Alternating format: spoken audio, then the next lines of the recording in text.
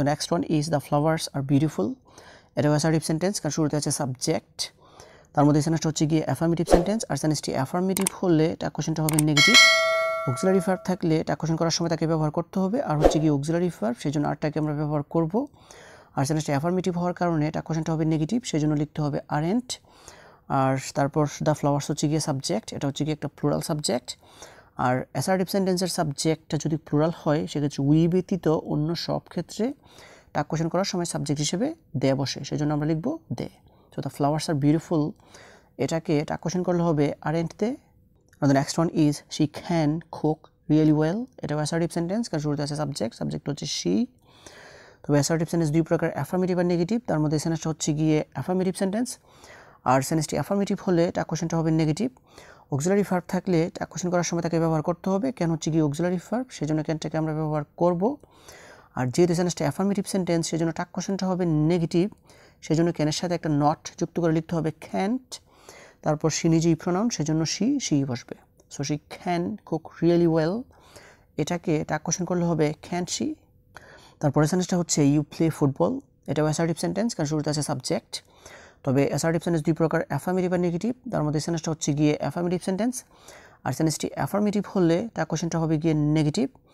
Auxiliary verb থাকলে টাক question করার সময় তাকে ব্যবহার করতে হবে, তবে এই সেন্টেন্সটাতে কোনো অক্সিলারি ভার্ব নেই। আর অক্সিলারি ভার্ব না থাকলে টেন্স অনুসারে don't or doesn't or didn't বসাতে হবে। এখন don't or doesn't or didn't থেকে কোনো কিছু বসানোর আগে আমাদেরকে দেখতে হবে যে এই সেন্টেন্সটা কোন টেন্সে আছে। যদি সেন্টেন্সটা প্রেজেন্ট ইনডেফিনিট টেন্সে থাকে সেক্ষেত্রে আমরা ডোন্ট অর ডাজেন্ট থেকে কোনো কিছু বসাবো, আর যদি সেন্টেন্সটা পাস্ট ইনডেফিনিট টেন্সে থাকে সেক্ষেত্রে আমরা বসাবো ডিডেন্ট। সো ইউ হচ্ছে গিয়ে সাবজেক্ট, প্লে হচ্ছে গিয়ে ভার্বের প্রেজেন্ট ফর্ম, সেজন্য এই সেন্টেন্সটা প্রেজেন্ট ইনডেফিনিট টেন্স।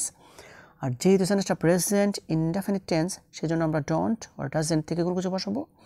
তবে ইউ সাবজেক্টটা যেহেতু থার্ড পারসন সিঙ্গুলার নাম্বার না, সেজন্য আমরা বসাবো ডোন্ট। তারপর ইউ নিজেই প্রোনাউন, সেজন্য ইউই বসবে। সো ইউ প্লে ফুটবল, এটাকে টাক কোশ্চেন করলে হবে don't you. Now the next example is you don't know him. এটাও অ্যাসার্টিভ সেন্টেন্স, কারণ শুরুতে আছে সাবজেক্ট। তার মধ্যে সেন্টেন্সটা হচ্ছে গিয়ে নেগেটিভ সেন্টেন্স, কারণ হচ্ছে গিয়ে নট। আর সেন্টেন্সটি নেগেটিভ হলে টাক কোশ্চেন হবে গিয়ে অ্যাফার্মেটিভ। তারপর এই সেন্টেন্সটা যেহেতু নেগেটিভ সেন্টেন্স, সেজন্য টাক কোশ্চেনটা হবে অ্যাফার্মেটিভ, আর সেজন্য ডুই থাকবে। তারপর ইউ হচ্ছে গিয়ে সাবজেক্ট, ইউ নিজেই প্রোনাউন, সেজন্য ইউই বসবে। So you don't know him, এটাকে টাক কোশ্চেন করলে হবে do you. Now the next one is the sky is nice today. এটা অ্যাসার্টিভ সেন্টেন্স, কারণ শুরুতে আছে সাবজেক্ট হচ্ছে দ্য স্কাই। আর অ্যাসার্টিভ সেন্টেন্সের শুরুতেই সাবজেক্ট থাকে। তবে অ্যাসার্টিভ সেন্টেন্স দুই প্রকার, অ্যাফার্মেটিভ আর নেগেটিভ। তার মধ্যে সেন্টেন্সটা হচ্ছে গিয়ে অ্যাফার্মেটিভ সেন্টেন্স, আর সেন্টেন্সটি অ্যাফার্মেটিভ হলে টাক কোশ্চেনটা হবে গিয়ে নেগেটিভ। অক্সিলারি ভার্ব থাকলে টাক কোশ্চেন করার সময় তাকে ব্যবহার করতে হবে। ইজ হচ্ছে গিয়ে অক্সিলারি ভার্ব, সেজন্য ইজটাকে আমরা ব্যবহার করেছি। তবে সেন্টেন্সটা যেহেতু অ্যাফার্মেটিভ সেন্টেন্স, সেজন্য টাক কোশ্চেনটা হবে নেগেটিভ, সেজন্য ইজের সাথে একটা নট যুক্ত করে লিখতে হবে ইজ নট। আর ইজ নটের শর্ট ফর্মটা হচ্ছে গিয়ে ইজেন্ট। তারপর দ্য স্কাইয়ের প্রনাউন ফর্মটা হচ্ছে গিয়ে ইট, সেজন্য আমরা লিখব ইট।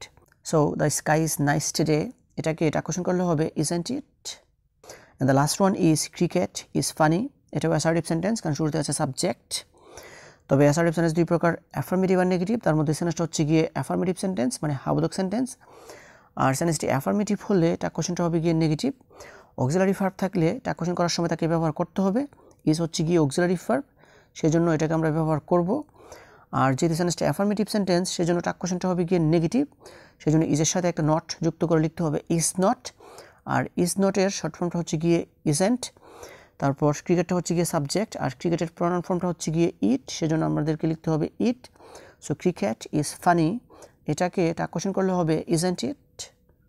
So this is actually the examples that I wanted to share with you. So viewers, I hope you understand this. If you guys really love this video, don't forget to give a thumbs up and comment down below. And that's all for the time being. See you again. All the best of luck. Goodbye.